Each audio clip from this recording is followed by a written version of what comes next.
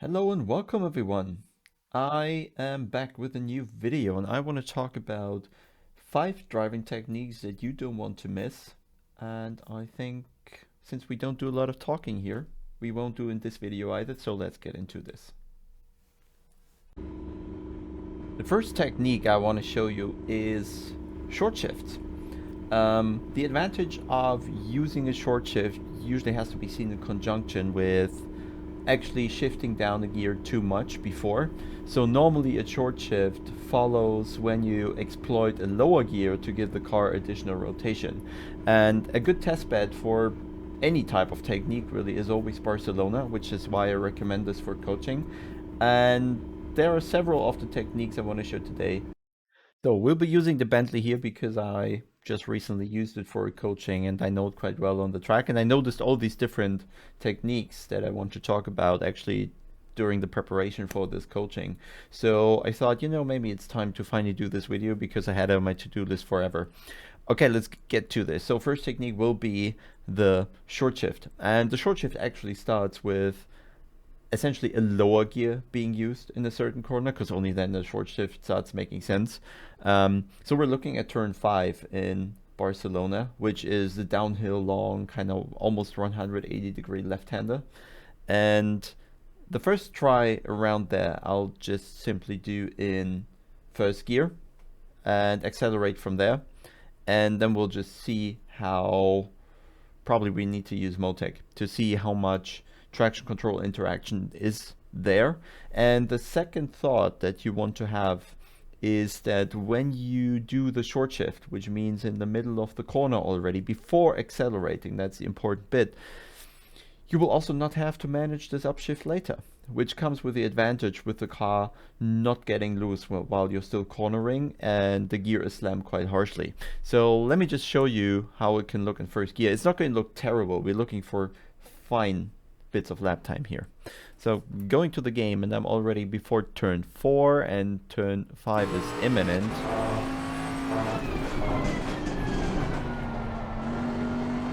So we're coming to now, I'll just go down to first gear and then be hard on the throttle, and then we'll look afterwards in the telemetry. Well, that wasn't a great corner, but I think it still does the job. Now we just have to complete the lap here. And I'll see you in a second in Motec. Now, for the second attempt, I'll do the short shift. So I'll still go down to first gear, but middle of the corner, before I go into the throttle, I'll actually do a shift up to second gear, which has a bit too few RPMs, has a bit too few torque, but at that slow speed, that's still enough power to brake slip with the rear tires. And it just makes everything a bit easier, and I'll just slam the throttle and the car will still kind of get away with it, make it very easy for me to exit the corner. So I think I'll just do it right there. Again, sitting in front of corner 4, so let's see if I am quick enough to adapt to the braking point and then, yeah, do the whole short shift thingy.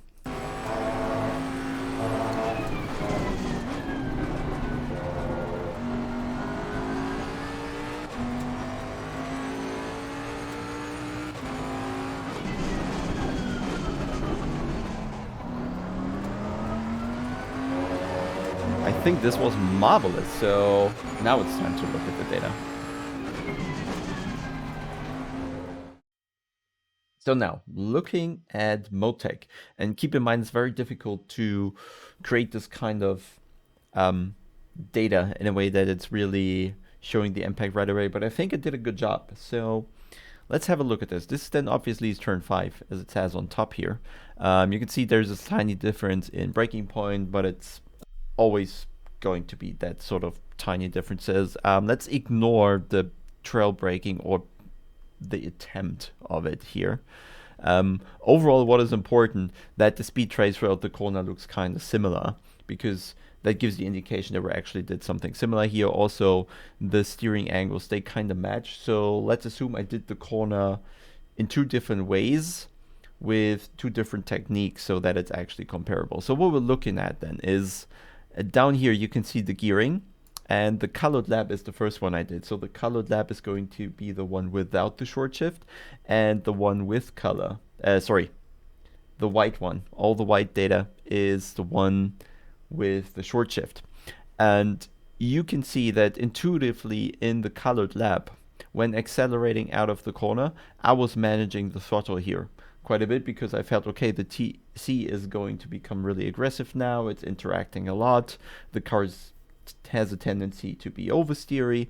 And yeah, all of these things we don't really want. So I intuitively started modulating the throttle there a bit. And down here you can see all those purple bars down here. They indicate that the traction control was in fact working. And just looking at that, you can already tell in first gear the traction control is working a lot more than it is later on in the second lap where we did the short shift.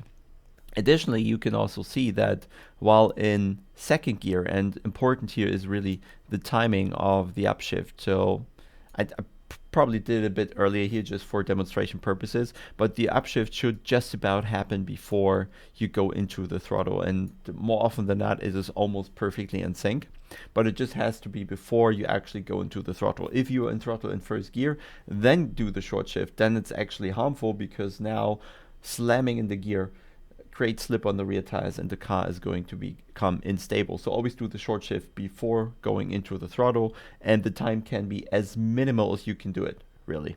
So second gear is in, and then you can see I just have much more commitment to the throttle now because I know there isn't as much engine power available. The rear tires are not going to lose as much grip, and it's going to be much easier for me to, well, be harsher on throttle, have one factor less to think about. And you can see on the exit there isn't a huge amount of speed difference, so we can probably get away with that short shift with a tiny bit less power. There's still traction control, which indicates the car has enough power to break the grip, so there is more available anyway, and the short shift usually is then the technique to go for, especially over the long run, because it just consumes less of the rear tires. It's the more consistent result out of the corner because you are not being threatened by the car all the time to lose grip, to having to counter steer, which leads to a even harsher TC interaction. So in some of those corners, and actually last chicane on that track as well has that short shift thingy, where its advantages can help you get more consistent and maintain your tires a tiny bit better. Actually, Barcelona has a second place where a short shift comes in handy, and I don't even have to do a full lap for this because it is the last corner on the track where this technique can be applied as well. So I think I'll just do the last sector here, right from the hot lip starting position, to show you how it's done here, and pretty much the same effects that are at place here, which is just you are able to just go full power essentially without having much traction control interaction because there's just less power available to begin with. Much easier, you don't really need throttle modulation. Additionally, you're saving yourself an upshift on the straight where it usually costs time, and you're not upsetting the car should the timing of the upshift be in an unfavorable situation where the car is still rotating a bit. So yeah, just get a new set of tires here real quick, and then yeah, just do the last two corners. And I think it's quite easy to see. The short shift will be timed in a way that it's right in the transition from going left to going right. And then I will floor the throttle pretty much in the middle of the apex there.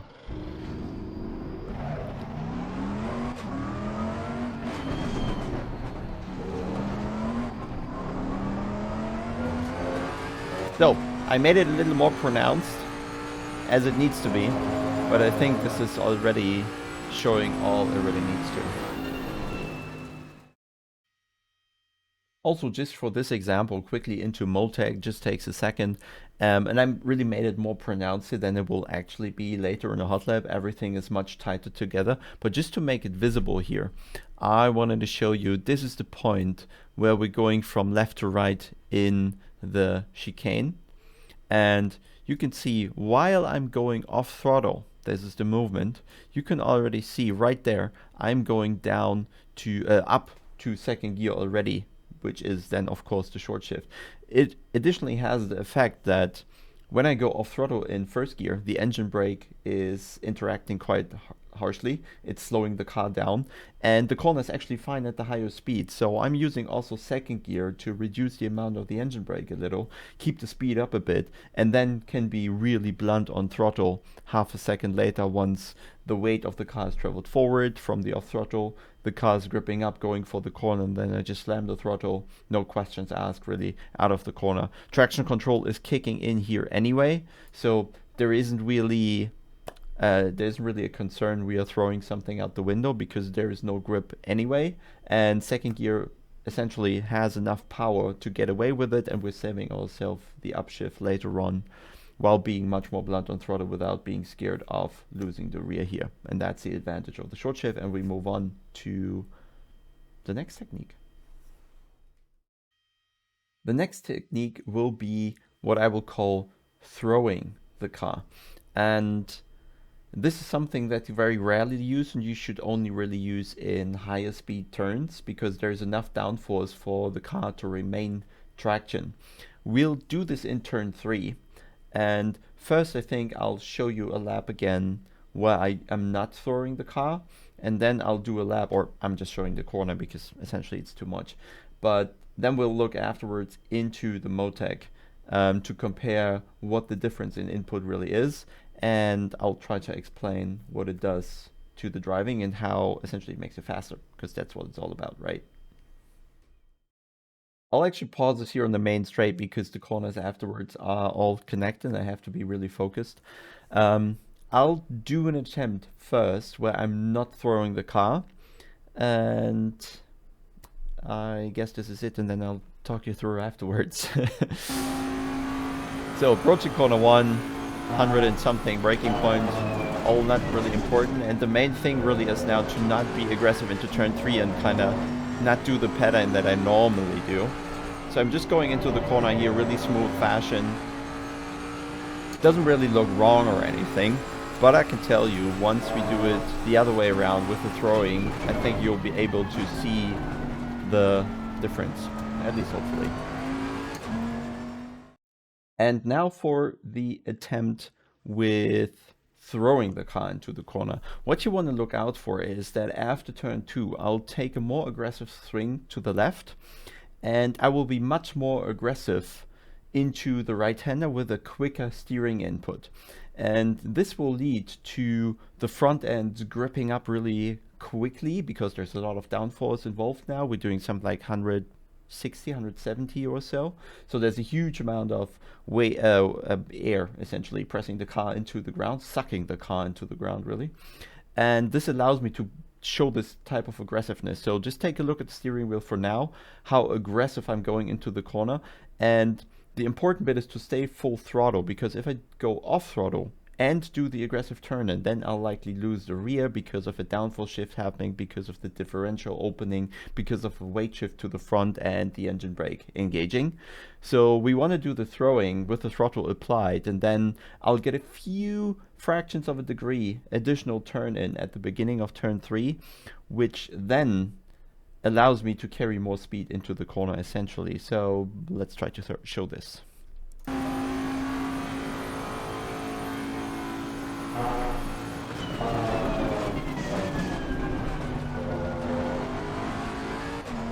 So bigger swing now, take longer, and then to really throw the car in there, and I'll just have more throttle for longer into the corner, and we'll really see this in the data afterwards. So it is all happening way too quick, and therefore I think Motec is really good for analyzing differences in driving style and revealing different techniques and what they can do.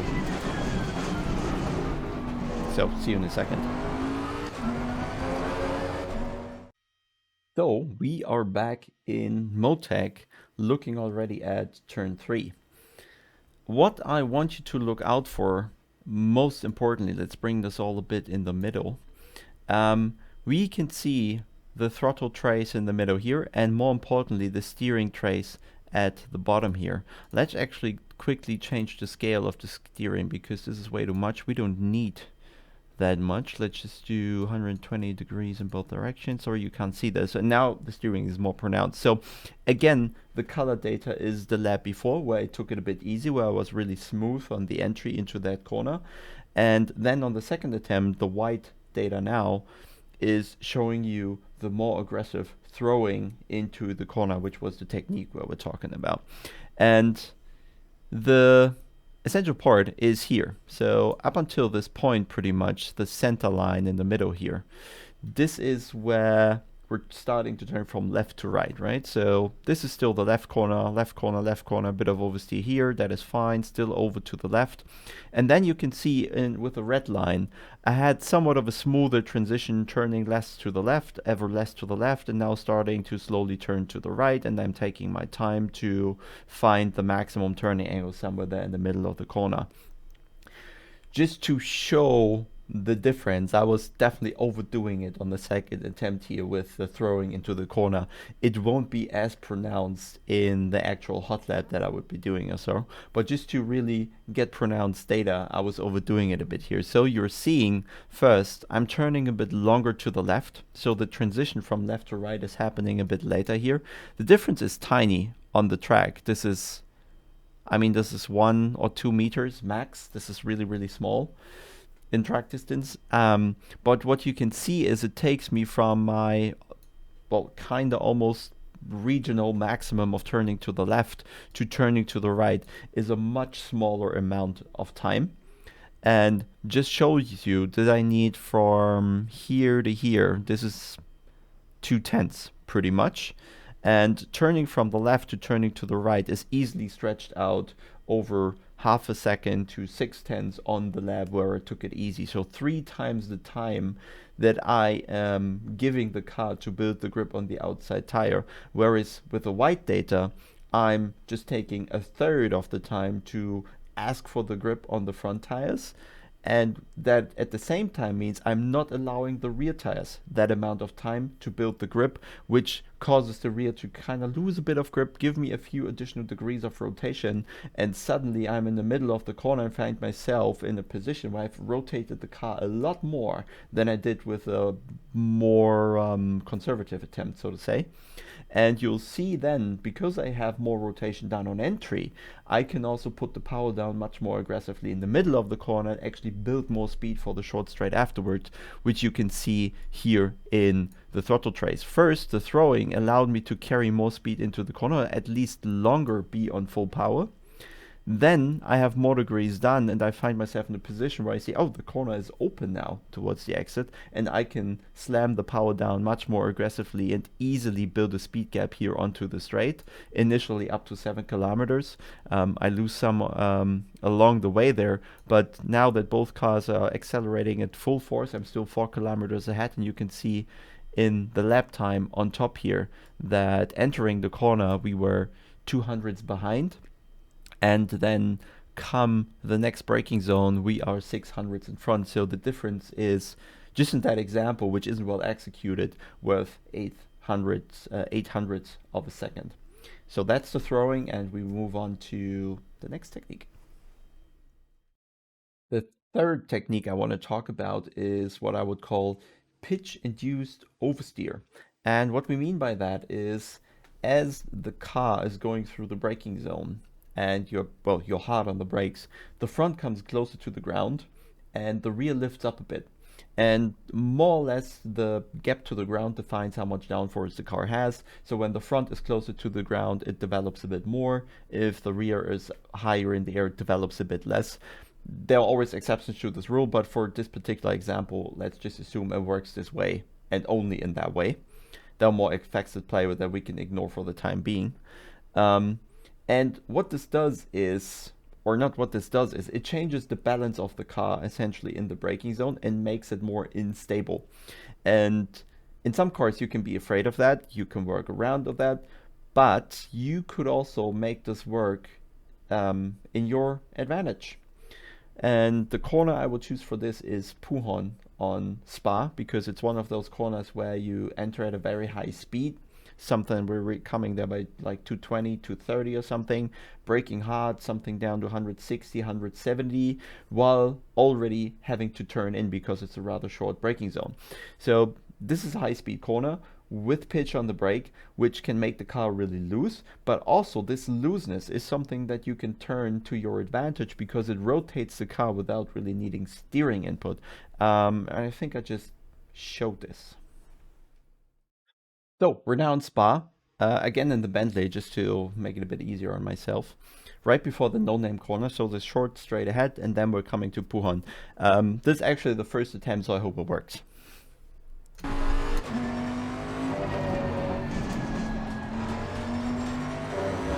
didn't screw this up.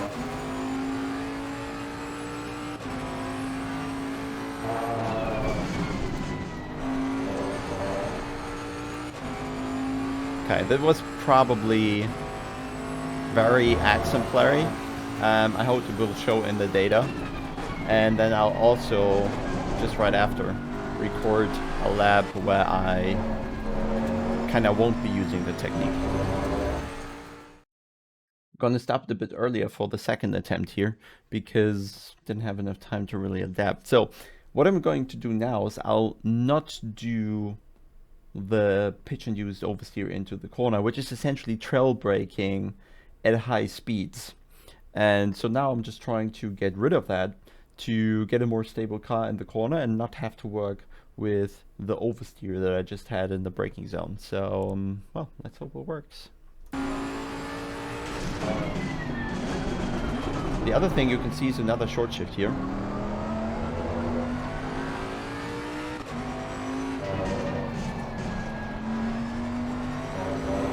Still alive. So let's see if I can actually do the other technique.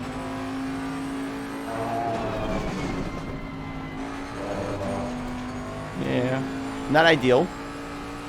Both were not ideal. But I think the data will at least tell us what the differences were.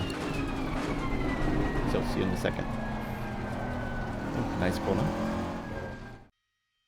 Actually, I think the data I've created isn't too bad. So again, we pretty much turned around, so let's stick to what we did earlier and always have the data without the technique in color and the data with the technique in white. So this is then Pujon here, which is turn 10 in Motec apparently. Braking point in both cases pretty similar. And just let's look at the color traces first. So I'm just going hard into the brakes. And there isn't a lot of trail braking, I'm just releasing the brakes, right? And you can see I'm reducing a huge amount of speed, actually becoming slower than with the other technique in the middle of the corner. Let's ignore for the time being that it seems like I'm having higher corner speed because it actually needs quite some laps to get used to the other technique. And my technique really is the one with the trail braking and the pitch-induced oversteer on entry. So it's very difficult for me to go back to the less sophisticated technique, so to say. So looking at the color traces then, there's a blunt amount of braking, the ABS kicks in quite harshly here, and you can see the rear is not stepping out. I am not in need of correcting oversteer of the car. So I'm just going onto the curb, then I'm braking more or less in a straight line. I mean, the most negative, the most I'm turning to the right is 0.1 of a degree, which we don't really call oversteer. And then I'm coming off the brakes and I'm starting to steer into the corner here. Okay, then I commit to the throttle afterwards. I accelerate away from Pujon. The other technique then, which is the white line and the white line down here as well, you can see I'm going up to 100% as well there, giving myself a little more time there because I didn't stomp it as bluntly. But the most important bit is I'm also flicking in the car during the braking zone, just that tiny bit, which is an attempt to upset the rear a tiny bit while the car is in this heavy pitch state and very susceptible to any additional inputs which will make the car unstable. So I'm actually aiming to make the car unstable here. This only works if you have already let go of the brake a tiny amount, because if you don't, the front tires don't actually have extra grip available to go for or to take the steering input and start rotating the car. So I'm kind of going off the brake and giving it a slight steering impulse at the same time, which upsets the rear. And what follows afterwards is the oversteer here. And at the same time that I'm correcting the oversteer, I'm starting to go off the brake more and more and more, which allows the front suspension to extend again for the gap under the car at the front to extend as well, and the rear of the car to settle down ever so slightly, which moves the aerodynamic balance backwards in the car as well, makes it more neutral on the way. But the rear is still kind of sliding. This is probably an exaggeration, but this is essentially what is happening, right? I've upset the rear in a way. I'm correcting that slide. Now I'm going into the corner oversteering the car very slightly. And again, similar to the throwing technique, just getting a few more extra degrees on corner entry that will later make it easier for me to exit the corner at a higher speed or apply the throttle earlier and carry more speed onto the next straight. And this is essentially what this whole technique of pitch-induced oversteer is about. I hope I managed to explain this in a way that it was understandable. If not, feel free to just put it in the comments. I'll make sure to answer. So I think we're on to the next technique, which needs a mid-engine car. See you in a sec. I just decided and figured out we don't actually need a mid-engine car. We can just stick to the Bentley for, well, consistency reasons and just to show you that all these techniques can be applied when, well, in all cars, pretty much. The next one I want to talk about is the forced understeer. And this can be used in situations where it's very tricky to maintain a stable rear end of the car, or where you're on a track and a setup situation where you just need to work with a loose end, because in some high downforce corners you just need to have the car work in a certain way and retain the balance and keep the car rotating, which can come with the issue of actually not having a nice balance in other places. And then you can work around that with a driving technique that I would call forced understeer. Essentially what you're doing is when the rear doesn't have the amount of grip available, and it specifically doesn't have the amount of grip available in the nick of time that there is available for the rear tires to grip up, what you can do is essentially manipulate the front end of the car in a way that it's not using the full amount of grip available. Well, there's two ways to do this. You could, for one example, turn a bit less, but I think the better way is always to turn a tiny bit more, because this gives you control over being on the limit and being a tiny bit above. If you stay below the limit and not turning as much as the front tires can take, you are risking that with every faulty input, so a tiny bit more, tiny bit less, the front axle is actually showing a reaction. And that reaction of the front end then has to be answered by the rear end of the car that has to respond to the front end doing something. But we just said that the issue in the setup is that the rear end is already loose and it doesn't really respond nicely to the front because of the setup compromise that we had to do. So to not be in that situation that the rear end constantly has to respond to the front, we don't want to have steering angle still available to use. So we're actually going a tiny bit above of what we would normally use for that corner. And I'm going to show you this in particular in turn 2 on the Nürburgring. So I hope this works out, because of course I didn't test it. This is the first attempt once again, but I'm trusting my abilities here. So what I'm doing, stopping before the first corner here right now, we're going to do the first corner normally. And I mean, I'm kind of doing the second corner normally as well, but I just make it a little more pronounced with the technique of forced understeer, and then I do a second attempt without the technique. Let's see if this even works.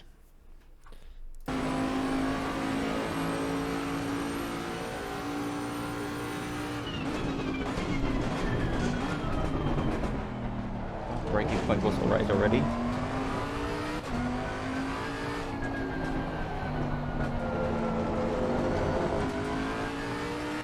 I made it a little more pronounced here.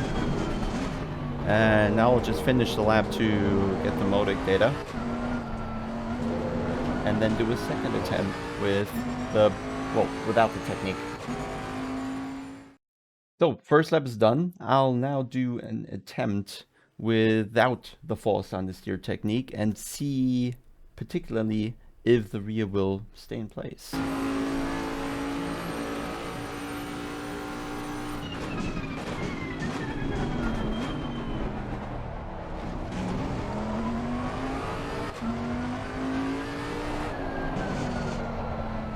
think this was a decent attempt. Okay, we'll see you in Motec in a second, because I think it just reveals a tiny bit better what is actually happening there. And then I talk you through what is happening in the technique, why it's beneficial, and why there are quite a few places where you can use this. So, see you in a second. Okay, we're going to have another look at Motec now. So I've already focused on turn 2. For whatever reason, it didn't get the name this time around, but be assured, this is turn 2. Again, I have the colored lab without the technique, and I do have the white data with a technique, essentially.